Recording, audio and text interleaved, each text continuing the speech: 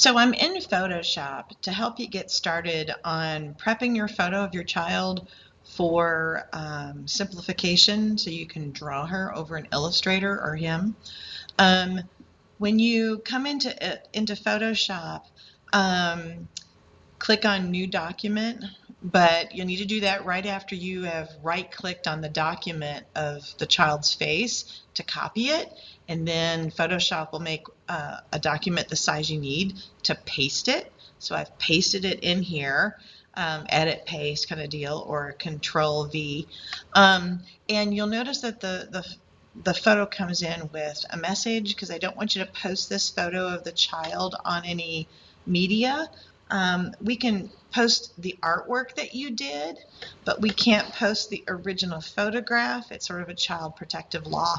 At the bottom, you'll see that they typed or added a bar that has the child's code number, and then their first name, how old they are, a favorite color that they have, things that they'd like to do when they get older, or words that define what they're like. So these are all chosen by each of the little kids.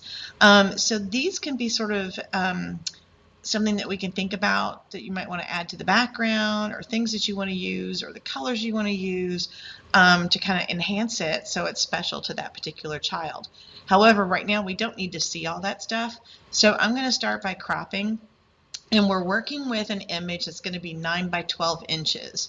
So to start cropping, come up to the width times height times resolution option and type in 9 inches, 12 inches. Make sure you type the IN.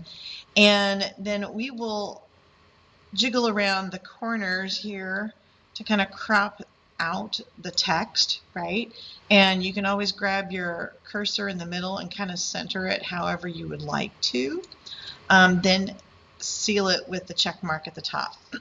Okay, so the child is now, you can see, 9 inches by 12 inches as opposed to the 33 inches it was before. We can also know that because we can go under image size, reduce, that's a picture of her nose.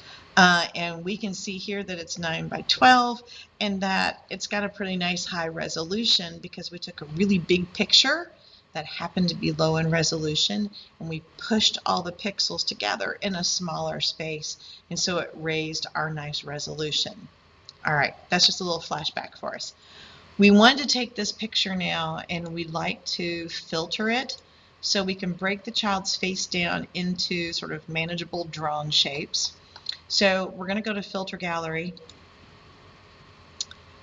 and it always comes in big and zoomed, right? And you're choosing cutout. It's the second of the top of the second column.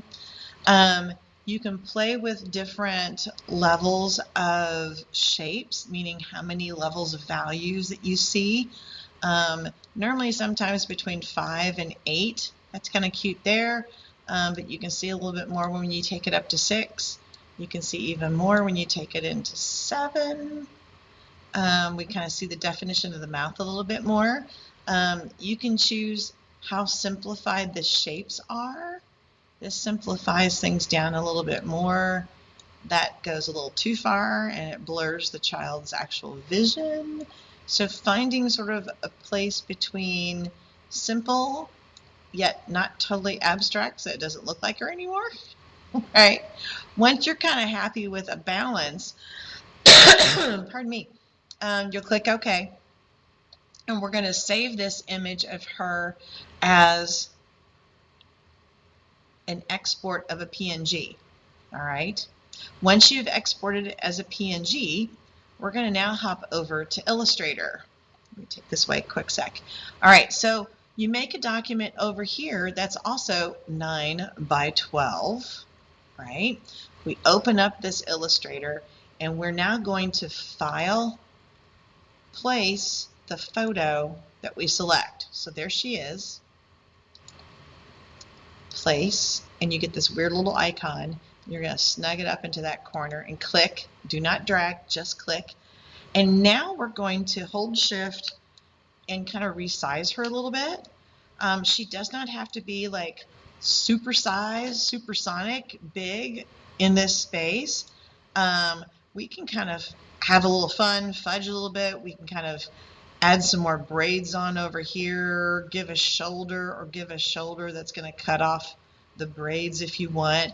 I'd love for you to do something with creativity in the background. And again, we kind of work with those tidbits of knowledge that they've given us between the colors that they like, the personalities they want to give us.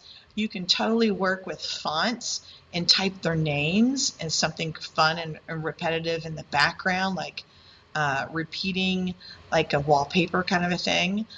You could bring in photographs of things that are fun or bright, or maybe if a kid likes soccer or football, we can bring in some of those icons or images and entertain their personalities and stuff. So once you draw this, remember that we want to take this, and here's my layers, we want to turn this layer into a template.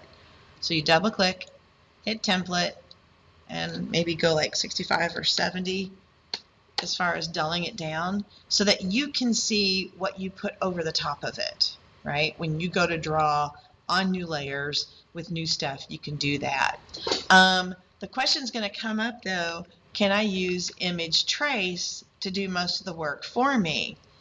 And you know, you might be able to get away with some of that. It becomes a little bit trickier. Let's see if we can get image trace. There's different features. You could go up from 6 colors to 16 colors. I don't know how much of this is going to work or not work. This is a large image, so it might see how it takes, how long it takes for details to show up.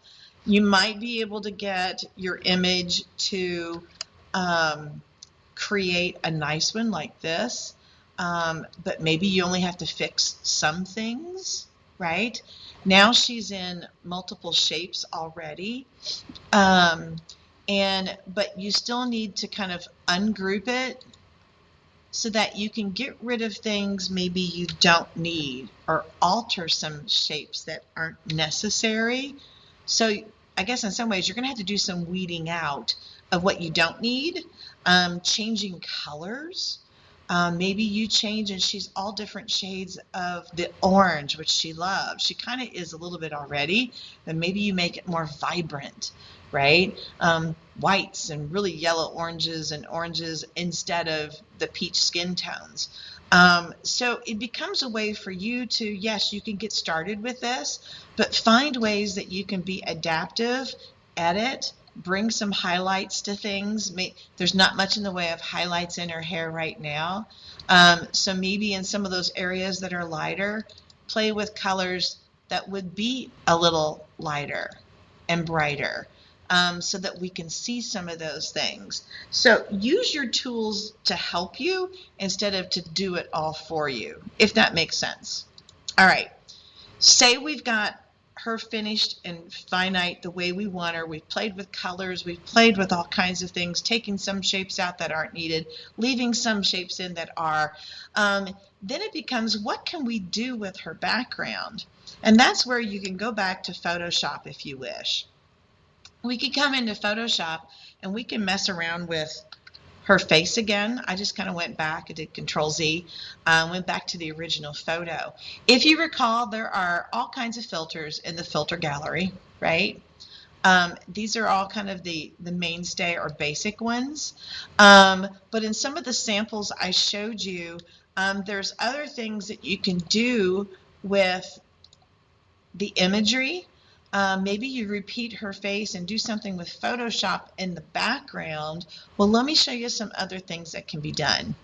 So under filter, you can go down below the filter gallery and start messing around with some other things.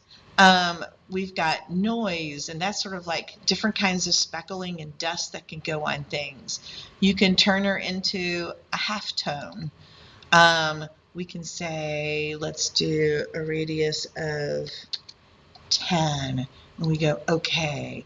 And look, she's turned into the print dot matrix. You can make those dots even bigger, but it could be something that goes in the background behind her.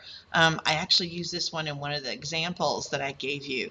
You could bring flowers in, soccer balls, a soccer field in the background. There's all kinds of things that we can do to these images to have a little fun. There's all kinds of things. We could turn them into oil paint and mess around a little bit with the child's portrait as if it is actually drawn in a certain style. Let me kind of mess around a little bit more here. See if I can get some of those. Ooh, now we look like we have some brush strokes heading on there into the child's face, all those little textures. So there's many things that we can mess around with. I would even suggest going on to the internet, yes, the internet, and searching up some interesting Photoshop effects and see what kind of effects you can do in the background. But this kind of gets you started with how to set your child up, how to remove what we don't need, resize things, put them over in Illustrator. That way you can get some of this started with some of your creativity as well as our skills. So check out some tutorials and see what you might want to do with your child's background and the remaining areas.